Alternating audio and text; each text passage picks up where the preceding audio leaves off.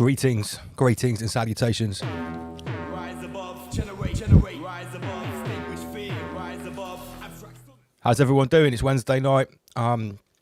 It's the midweek chat with myself and Inner Guardians, aka Master Lee. How's it going? Salutations, everybody. Salutations. We get rid of that screen. It seems to have jammed. That's rather disappointing. Well, it's already shaping up to be quite an interesting week, mate. And we're only halfway through once again. And as everyone that's been following us knows, the show coming up this week is quite a big show, quite an important show. Indeed.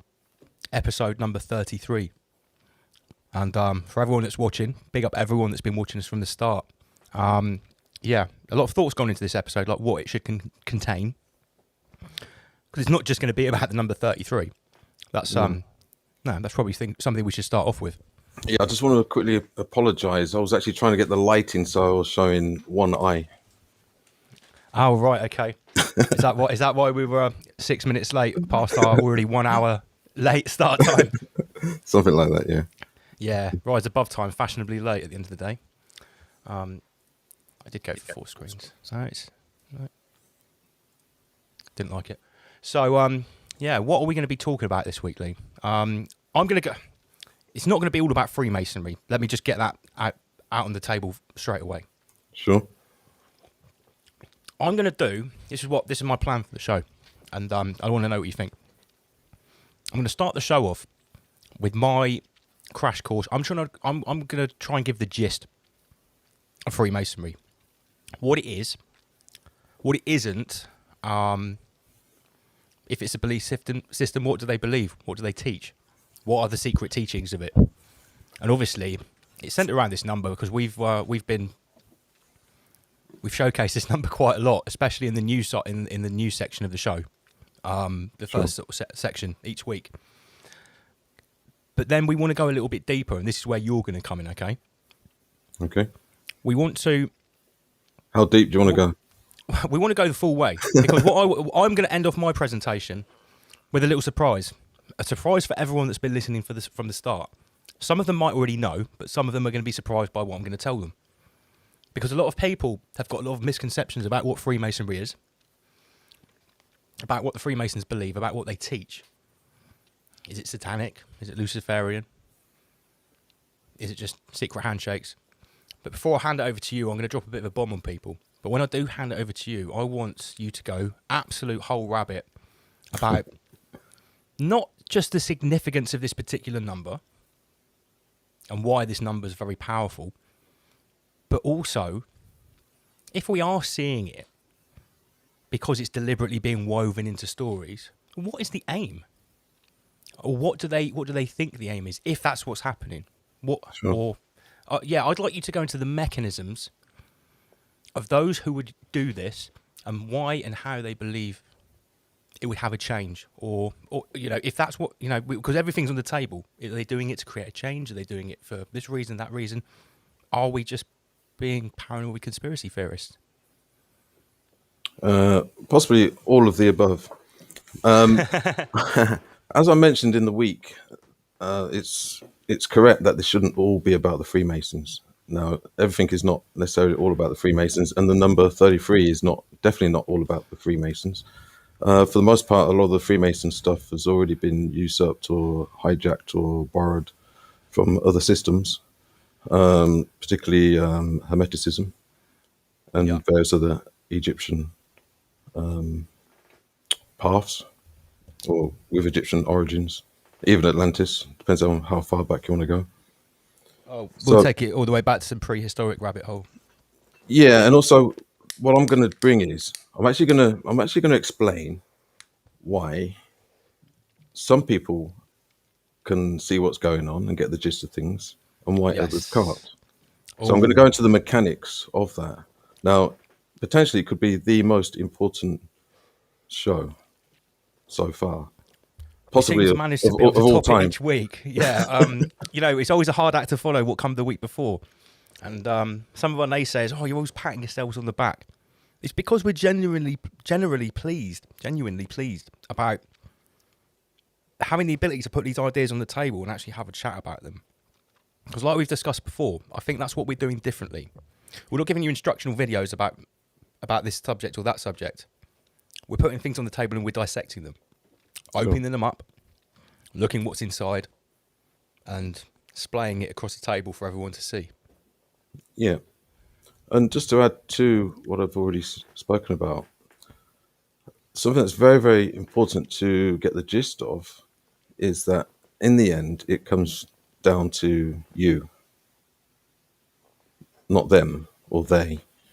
And this is something that I've seen as a real problem in the so-called truth movement or community, that there's not enough emphasis placed. Well, there can be some emphasis placed, but there's not enough solutions placed on the first person. And what can they actually do about everything else that's going on around? Like we've explained many times, we've described the prison walls very, very well, and the prison guards for the most part. Yeah, No. identifying the prison guards, talking about their history. Yeah. Now, what are we going to do about it? How do we evoke any form of ability to do rather than things just happen to us? How do we take the correct position of the first person? And this is all linked to the numbers 33, which I will go into detail on Friday. Yeah. So what we're really trying to do is, like I said, we don't want to concentrate on the number. We don't want to concentrate on Freemasonry or what they believe.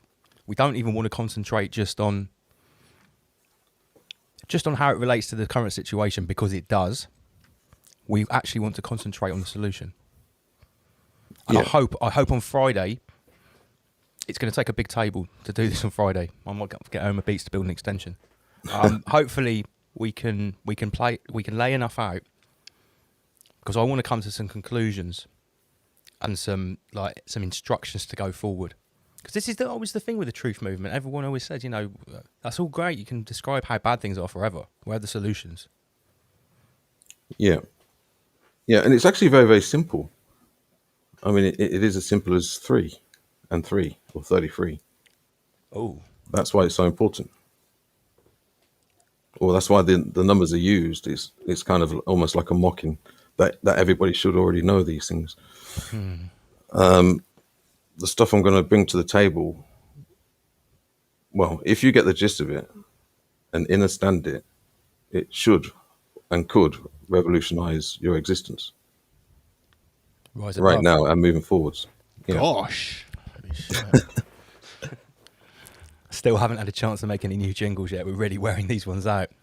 But yeah, no, in all seriousness, okay, for any new viewers, we do like to put a fun spin on these serious topics. And that's important. I think that is important. Makes it more palatable. No one wants to sit at the table if the conversation is serious and boring all the time and gloomy.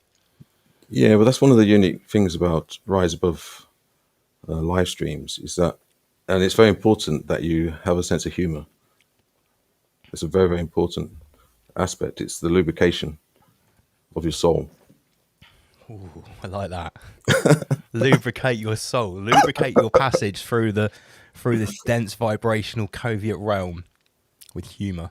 Yeah, I mean, what did I say last Friday about, being a peaceful inhabitant wandering around this realm in the pursuit of happiness?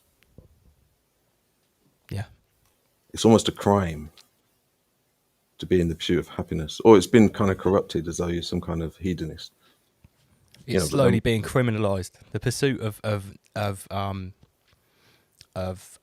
natural happiness, it's definitely being criminalized, I think. Yeah, and this is, I don't want to give too much away, but as an example, there's 3 ingredients to the full spectrum of happiness. Always come back to that number, the power of 3. Yeah. The trivium. Yeah. Yeah. It's a bit of a clue. Okay, let's not give too much away on this particular subject. Let's have a little. I always attempt to make some notes for Wednesday, but the best thing is I never do. And I think that's a format we should always have Wednesday. No structure, just a chat. Football. We've all seen the. It was last night, wasn't it? Yeah, sorry, the game was last night. I believe so. I didn't watch it myself. I walked through the living room. Captain Buffton was watching it. He had it on, a little bit Bread and Circuses. He's not normally a Bread and Circuses fan, but he had it on. I've got to be honest. when they first scored, what was it? I think that's 15 minutes left or something. Apparently, when I heard, oh, they scored, the first thing I thought, well, okay, Germany have got like 13 minutes to equalise, and then we'll go to penalties. Because I don't care about saying this. I didn't want them to win, and I will explain why. Who was playing? It was England versus Germany. Gosh, I didn't even know that. Yeah, exactly. I must be really off grid. I did not know that until the game had already started last night. I walked into the front room and there was football, and I was like, "Oh, but you're watching the footy?" He's like, "Yeah, it's England versus Germany." I was like, "Isn't it like a tournament at the moment?" He's like, "Yeah, it's the Euros." I was like, "Shit." Is that a good sign or bad sign? What? That they won? No, that we didn't know England were We playing didn't Germany. know. I don't know. It depends what your value system is, I guess. I think a lot of people would hear that that two men like us didn't even know England was playing Germany in the Euros last night until Heretics. well, absolute sacrilege, I guess would be the word. Yeah. Pardon me. I think there's more important things to think about at the moment, and I already don't have enough hours in the day to think about those things as it is. So I've got no time for bread and circuses at the moment. Hey, I'm not saying there's a problem with enjoying things. Certainly not. There's certainly nothing wrong with football or watching it. I would just say that, and I said this in a Facebook post, I just wish that those who expend so much essence on something so trivial would do the same for the biggest threat that anyone's faced in living history. That's the only way I can conceptualize it. If only. If only an ounce of that expenditure, that emotional discharge, that pure raging aggression, if only we could get a little bit of that. The battle aura. The battle aura. Yeah, talk about the battle aura a little bit. Well, it comes from that Facebook post I did. I think it was today or yesterday. It's like animation. And it features somebody who is oozing their battle aura. It's been activated, and I just thought it was fitting. It literally, I was going through some images that I've got, and it popped up, and I thought, yeah, I need to share that one. It's very fitting because of the situation that we find ourselves in. Now, although I know there's no guns, there's no tanks. We haven't got anybody kicking the door down. Quiet wars for silent weapons in the Guardians. Exactly, yeah. So also I made a post earlier on in the week regarding quite possibly the study and practice of martial arts is really important, probably more important now than it has been in recent history for many reasons. Yeah. Self-mastery and self-discipline, absolutely essential. Yeah, and if you can't, for whatever reason, if you can't practice martial arts, then at least get a copy or read online something like The Art of War. Sun Tzu. Yeah, I mean, everything's in there. Everything that you need to know. Yeah. And it also includes a lot of things that are being done to us. That book is still used. So you're saying the tactics in Sun Tzu's The Art of War is actually being used against us by the Union? Oh yes, definitely yes. Yeah. Well, so for instance, people ask me what to read. There's a heads up. Start with Art of War. Well, let's bring it back to the subject, right? Because and I've seen in comments, right, there are people that watch our show for the first time and are actually put off by the fact that we have occult imagery. Okay. They've watched the show and it's the rising sun. I've seen white rabbits. And I've always been the feeling it's like, well, look, if the evildoers have occulted some knowledge and they're using it against us, which is sort of a 101 conclusion from looking at this stuff. Well, for me, the first thing you should do is learn what they know to protect yourself. Sure. To give you the ability to know what your opponent knows. Well, when you would study an opponent to go and fight in the cage, or the octagon, or the ring, what's the first thing you do? Yeah, you study the opponent. Absolutely. Strategy and tactics. Yeah. So for anyone that's watching, that we're supposed to be do-gooders on the show, and trying to help, spread the truth. Why are you doing a show called 33? Why have you got the rising sun? Why do Why do you talk about occultism? Why do you study the occult? You need to study your opponent, because they've been studying this and occulting the knowledge for themselves for, like we said, thousands of years. Yeah. Yeah, and a lot of these things, I mean, a lot of the things, whether it's symbols, objects, they're only as important as the energy or the attention that you place upon them. Now, there is a form of like reversing the power by actually using them in the form of kind of comedy, or not, I wouldn't say mockery, but you can actually use their weapons against them. Yeah. It's like, for instance, if somebody calls you a name that you don't like, now you could get really offended, really upset. But if you totally take away their power or disempower them, if you actually say, if you say it yourself, as an example, Yeah. it's a way of diffusing certain things. I've used that tactic a couple of times when I've spoke about BLM, when I've spoke about cultural Marxism, and the first retort to people that are infected with the malware is, you're a white supremacist, you're supporting white supremacy. And I just, I have a good laugh at, I'm a leading white supremacist. Check my profile. Look at the people I hang around with. Look at my influences. Look at my output. I'm a leading white supremacist. Absolutely. And it's like, take the power away. Yeah. Yeah. So that kind of White relates supremacist. to what you've been saying. Also, I think with these things, they can be used as a form of avoidance. So rather than listening to what you're actually saying, they focus or their attention or they're identifying with a symbol, which is kind of like, that's what they're designed for. So they're missing the content. Yeah. Then what was it what Bruce Lee said about the finger pointing to the moon? Don't look at the finger, look at the moon. Yeah, that's very good. I haven't heard that one before, funnily enough. Yeah, I'm trying to think which movie, possibly Enter the Dragon. And he points towards the moon, but the student's looking at his finger. And I think he clips him around the ear or something. And he says, yeah, he says, look at the moon, don't look at the finger, or else you'll miss all of the heavenly glory. I like that. Yeah, I mean, I haven't quoted it word for word, but that was the gist of it. Yeah, that's the gist. That's what we go for. That's the most important thing. Big up everyone tuned in. So who have we got in the comment section here? Junip Hengerstone, you're new. Big up yourself.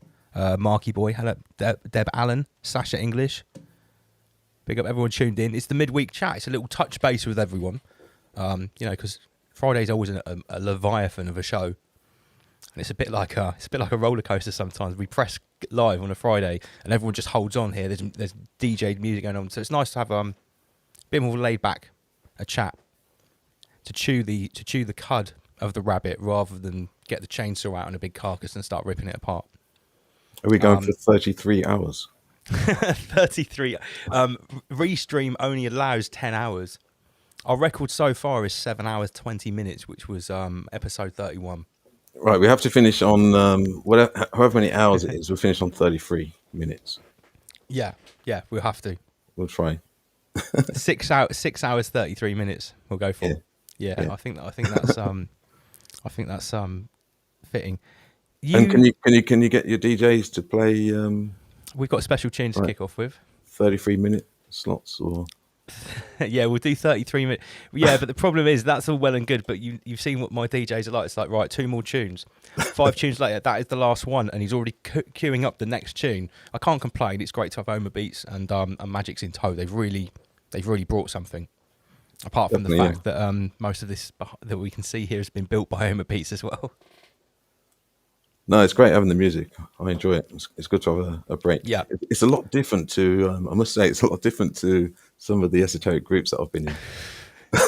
We try to keep things a little bit lighter. It's more fun. Hey, listen, part of the reason that I've done this, apart from the obvious because of what's going on, is because I got sick of searching through YouTube, trying to find good creators, trying to find people that were putting out, firstly, good information, well produced. There was something on the screen for you to look at rather than just some dude talking with a blank screen or an image. Yeah. And I just thought, no one, that's how I started off making my videos. But when it comes to the live stream, I looked around and I thought, well, what is there? What is there that's a long form live stream with people in the studio, with a proper studio, that are talking about stuff like this? And people are going to laugh at this, but do you know who I looked at? Do you know who Steve Crowder is? No. He's like a Canadian YouTuber, but mainstream. He's worth $3 million, and he's sort of like a conservative, mainstream, pro-gun American pundit. Okay. And he has this thing called Louder with Crowder. He broadcasts like 4 hours a day, and it's a studio with him, three of his friends over here, two guys in the back. He's got his lawyer on the show as well all the time, and it's whether you agree with him or not, that was the format that I tried to bring with Rise Above. So a good-looking studio, interesting guests. Team members that are going to bring something. I didn't want the show just to be about me. There's only so much I can go on about just with what I know and about what I've done. So I wanted to provide a platform, and I'm really pleased with the way it's going. And I know we've got a lot of new viewers, so big up everyone. Especially we've got so many new viewers in the US, in Canada, in Europe. There was people from Austria emailing me, and for everyone that's emailed me and stuff that I haven't got back to or haven't mentioned on the show that I said I would, I'm really sorry, but I can barely keep up with it, apart from trying to keep up with what's going on as well. Yeah. Which is quite relentless at the moment. Going back to the music aspect, which I think is a very important part. Now, I was actually in a group for a while, and they made an exercise that was only allowed to listen to classical music. That was about a year. So it's like an exercise. So I don't know what would your viewers do if we just played Mozart and Beethoven? Well, I don't know. I mean, I'm sure some people would enjoy it, but when we played the more chilled, laid-back hip-hop, we're starting to get a few complaints like, oh, this is too slow, I need something upbeat. For our next musical feature, which I think should probably be the week after this show, I want to try and get a guest DJ, but I don't want it to be drum and bass. I'd like it to either be sort of like conscious hip-hop or maybe garage or something like that. I want to mix it up a little bit. Well, it could be connected to the lockdowns. I mean, look, I don't know. For a lot of people, they haven't probably been out much for the last 16 months. I honestly, I know from emails and from comments for some people, and if I wasn't sat here on a Friday night making this show, and I found out Rise Above exists, damn right I'd tune in every Friday. It's like, what, apart from a couple of decent series that you can seek out on Prime or something, avoiding Netflix, there's nothing else to watch. Well, there is a good technique of creativity, which is to produce something that you would actually buy yourself, or that you would actually listen to or watch. Mate, that's something I've always done with all of my art. I've tried to create what I would enjoy myself, and hopefully someone else enjoys it. Yeah, I mean, I did that with the martial arts. I went to all these different systems and styles and whatever, and I couldn't find the one that I thought was how I wanted it to be, or how it would be if I created it. So that I actually set the aim many, many years ago to actually create my own martial art, which I did. What was it called? In 2000, when I came back from Japan, it was actually the Japanese that gave me the name. We called it Senjutsu. Senjutsu? Yeah. Senjutsu, it means, well, it can mean many things, but the context, it means battle tactics.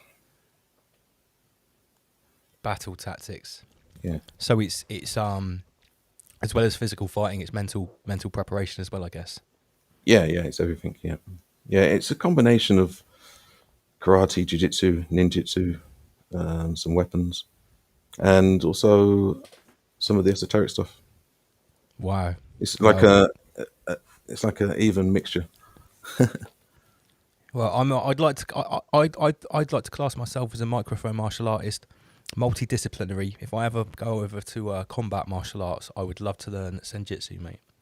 Well, I'll tell you what I found, right? I found when I went to the real hard styles, or sort of more combative side, there was very little spirituality. But then when I studied the spiritual arts, they couldn't really fight the way out of the paper bag. Yeah. Right. Okay. So that's the essence of Senjutsu, to have the synergy between Yeah. the Tai Chi and the esoteric side, but with the combat as well, with effective protection. Yeah. Yeah. I mean, I remember reading a book years ago, like probably 40 years ago, and it described the spiritual aspects of the martial arts. And yeah, it was all about, like the meditation, the Zen, the energy, the chi, the ki, the self empowerment, how to be invisible, all these things. But I could never find anybody who could teach me these things. So that was kind of the seed was planted probably at the age of maybe 12. Wow. Yeah. So, and so what you're saying? You started thinking about actually creating that martial art from the age of 12. Yeah, kind of, yeah, but it wasn't necessarily a conscious thing. It was something that was, I would say, it was implanted into my subconscious. But as an example, back then you could only really do karate, judo, and boxing. That was it. So what I decided to do, I took up karate, but I found that I wanted to use more hands. So I did karate on a Tuesday, and in the same place there was a boxing school on a Thursday. So I did boxing. But when I did boxing, I wanted to kick. But back then you couldn't really do things like kickboxing. So I used to do both, like a Tuesday and a Thursday. So I guess in a way that was like the catalyst for the mixed martial arts. But that would have been in the 80s. Wow. Okay. Yeah. Yeah. Well, we'll save the rest of that story for when we finally do this this martial arts episode. I want to Yeah. put a little bit more thought into that. I don't just want to throw it together because I want to with that episode. And I think, hey, this is what the midweek chats are about. Actually, it's actually about forming Friday episodes as well. Yeah. So I'll just put this on the table. I want to, before we go into that, or before we actually do it, I want to try and think about how we can incorporate more of what the other things we've been talking about. Building a mental fortress, Yeah. the non-physical protection, and I want to. With all due respect, and as much as I want to hear the stories, I don't want the episode just to be about old martial arts stories. I want to No. always keep it. It's all interlinked. I mean, that if Yeah. you think about it, that's You know, connected you know what? You're already on the same page as me anyway. I'm just putting this on the table Yeah. for everyone that's listening. it's connected to the polymath, the syncretist.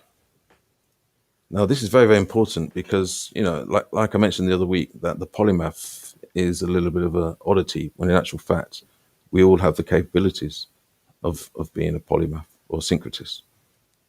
And in a way, that's quite a good aim to have Yeah. and is needed. This compartmentalization of everything is kind of what's got us into the mess that we're in right now. Yeah, because you've also mentioned this concept of how they've sort of demonized is it polymathics or polymathematics or whatever, being a polymath Yeah. by coining this phrase, a jack of all trades but a master of none. Now, Yeah. let me just unpack that, right? That phrase is something that everyone is familiar with. It's something that you've heard for people of my generation and of your generation. You've heard that since you're a young kid. Now, he's a jack Yeah. of all trades but a master of none. Yeah. Well, what about the option of being a master of multiple trades? Because the presupposition of that phrase actually sort of implants the idea that it's impossible to be very good or have mastery of more than one discipline, and that's simply not true. Yeah. Yeah, exactly that. Yeah, and also, well, I don't want to go into too much of it now because I'll expand on Friday. Sure. It's all about creating and having a high quality of consciousness, and the only way you can do that is by incorporating and the embodiment and integrating all of the tools, all of the system, all of the mechanisms that you're born with. And for the most part have been put to one side or put in a box or compartmentalized, which is what they want you to do or to be, but of your own consent. It reminds me of that film Divergent, where in this post-apocalyptic future, everyone lives in these sectors. And when you come of age, you have to take this test, this multifaceted, multidisciplinary test. And you're given like one of, is it 5 or 7 different symbols? And when you get given this symbol, that governs what you're going to be. Whether it's, it's based on science, it's based on physicality, a combat person, et cetera, et cetera. And when you take the test, it governs what you're going to be, and that's you for the rest of your life in this dystopian future. But some people take the test, and they are what's called a divergent, which means the test governs that they don't fit into one of these. I can't remember if it's 5 or 7. It's probably 7 categories. And obviously, the main protagonist of the film turns out to be a divergent. She takes the test, and you basically become sort of an outcast. And I don't know, I can't remember in the film if you get locked up or whatever. But I've literally just recalled this right now as we're speaking about it. That is basically a test in the future to weed out people that have natural syncretism or are polymaths. Yeah. Have you heard of that film? No, I haven't. No. What's it called again? It's called Divergent. Ah, I've heard the name. It's I've very not much seen- like Hunger Games, right? But it has, in fact, it's exactly like Hunger Games. Sure. And it came out afterwards, but it has this extra element of this test that gives you one of 7 life choices. And if you come out and they're one of 7 colours, and if the computer comes up with no symbol and it's grey, then you're a divergent. And you basically have to start running out of the lab so that you don't get strapped down and taken away. If I remember the film correctly. For anyone that's watching, I'm sure someone's seen this film, Divergent. Yeah, I'll look out for it. I'm going to mention movies, actually. I think it's important. It's a good reference point. Yeah, I'm going to mention the positives and the negatives of movies and how it fits into even the number 33 and why certain factions are very interested in the control of the projection of movies and the real origins of it and how it can be used for you and against you. So like I say, this Friday, this Friday is going to be a very, very interesting show. Yeah, and it's good because everything's already quite occulted, so the language is not gonna have Al, aka Al Gore, algorithm. He's not. If he can listen in, there's not going to be any problems with this. This isn't going to be picked up by an algorithm, so we can really go in. No holds barred. I've been looking into this stuff for 20 years. You've been looking into it for double that time, 4 decades. That's 60. That's 60 years combined of research into It really leads to, you can actually encapsulate it all by explaining the significance of this number, plus its application. So I'm really, really excited. 6 years, I reckon, between us. Oh, right, 66 years. Yeah, half it, it's 33. Does that include all the overtime? No, but if you're half it, it's 33 each. Yeah, of course. But I mean, that's an extra 6 years from our combined 6 decades. So that 6 years is the extra overtime where we didn't go to sleep and we stayed up the extra bit longer, yeah? Well, I mean, I'm a bit older than what you think. And when you say 40 years, actually a bit longer than that. I actually thought about that the other day. It's a bit longer than 40 years. In this incarnation. Well, yeah. So then that's probably 666. Mine's 333. Okay, well. Oh no, we've passed 33 minutes. Bugger. You're live on Rise Above, don't say fuck all bugger. No, I wanted to finish it at 33 minutes, but now we're on 34 minutes 40. Damn. What a shame. Anyway, in the Guardians, Master Lee, it's been a great midweek chat. Thank you very much, everyone that's listening. We keep it short and sweet on a Wednesday night. Like half an hour is perfect. 33 would have been so good, though. So, yeah, don't forget, this Friday, 7:30 p.m. GMT, I almost said GMTV. GMT, it is the 33rd episode of Rise Above Live. Myself, Inner Guardians, Andy PG, Magix, Word Nerd, Oma Beats, we're all going to be ready to go and go in on this number, what it means. So I look forward to seeing everybody on Friday. Let's go for some record viewing numbers. Let's have 250 people tuned in all the time. Let's do it. Right, Rise Above. See you guys on Friday. Rise above. Rise above. Rise above, generate, rise above, extinguish fear, rise above, abstract. Rise above.